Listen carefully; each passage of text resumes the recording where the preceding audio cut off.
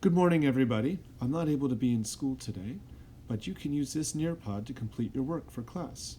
You're going to need your notebook, you'll need Google Classroom and Jupyter, and obviously you'll need your device. Here's the plan.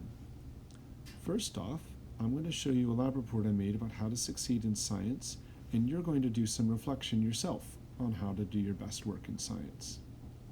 Next, you'll take a survey on your work in physics this year in science to think about everything you've learned and what you've done. After that, you'll have a chance to complete the survey that I posted in Google Classroom yesterday and to make a sketch or plan about how you would launch your action figure as high as you possibly could. Finally, I have a vocabulary science skim kit where you can test your knowledge and see what you remember from science this year.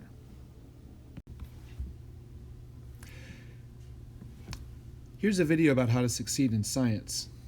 So in this lab report, I asked how the number of homework assignments I complete affect my grade. I investigated how the number of homework assignments I complete affect my grade, my independent variable and my dependent variable.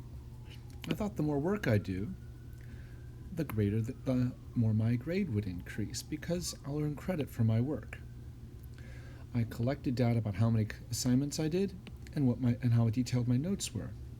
And I measured my results in this data table by looking at my grades. You can see on my graph, I compared my grades at each quarter based on how much work I completed. As I increase the work I do, my grade increases. In quarter 3, I earned a 90, but in quarter 1, I only earned a 65. So, in my reasoning, I can say that I earn a grade based on the work I turn in.